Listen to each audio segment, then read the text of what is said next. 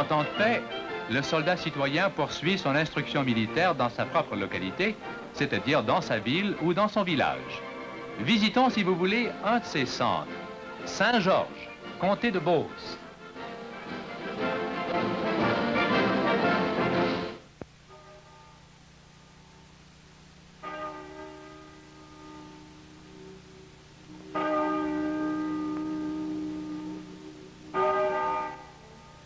Saint-Georges, le vendredi après-midi, n'a pas un aspect très militaire.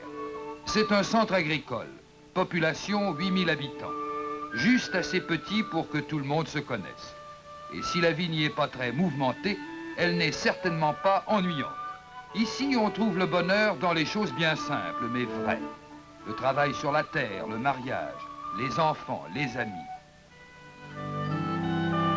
On a l'esprit de famille, on est heureux, un point c'est tout. N'allez pas croire qu'on n'a pas de problème. Mais, mon Dieu, les problèmes ont été inventés pour tenir les mères occupées. Et nous, on en a deux. Joseph Poulain pour Saint-Georges-Est et Pamphile Rodrigue pour Saint-Georges-Ouest. Ça fait que nos problèmes se règlent et la petite vie continue. Non, Saint-Georges ne fait pas très militaire. Pourtant, les apparences sont trompeuses. Benoît Morin, le pharmacien, est aussi expert en mitrailleuses qu'en médicaments. Il est commandant, compagnie D, régiment de la Chaudière. C'est rendu qu'on a surnommé ma pharmacie le quartier général de la compagnie D. Si ce n'est pas le douanier Gagnon, il est sergent-major de ma compagnie, qui vient discuter d'exercice ou d'entraînement, c'est Victor de Blois, notre chef de police. Victor a passé 6 ans outre-mer avec la Chaudière. Et il fait tout son possible pour nous aider, surtout au recrutement.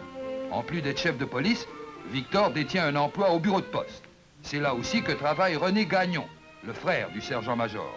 René est sergent, et c'est lui qui s'occupe d'enseigner aux recrues le maniement du fusil et de la mitrailleuse. N'allez pas croire qu'il suffit de parler milice à Saint-Georges pour que 100 hommes se présentent au garde à vous. Ah non, ici on est des cultivateurs. Et avant de s'embarquer dans une chose, on y a bien pensé. On a bien pesé le pour et le contre. Ça fait qu'on a de bons hommes. Poulain, par exemple, est chimiste.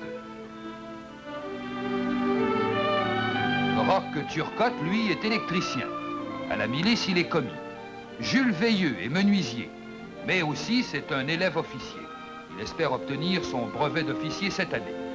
Il m'a promis d'intéresser son frère Pierre à la milice. Je te souhaite de la chance, lui ai-je dit. Il est difficile à convaincre, notre cordonnier.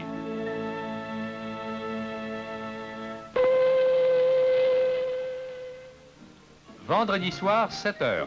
C'est le soir du rassemblement. Le douanier Gagnon devient sergent-major.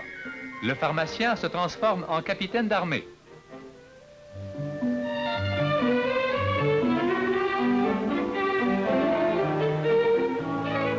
Par toute la ville de Saint-Georges, les membres de la compagnie D se dirigent vers le manège militaire.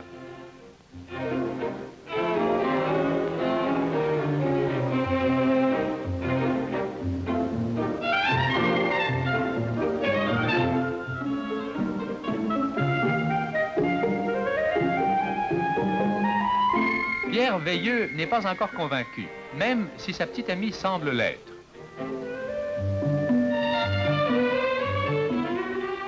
Ces rassemblements, qui ont lieu 2 soirs par semaine, ne sont pas particuliers à Saint-Georges-de-Beauce. De l'est à l'ouest du pays, des milliers d'hommes revêtiront ce soir l'uniforme.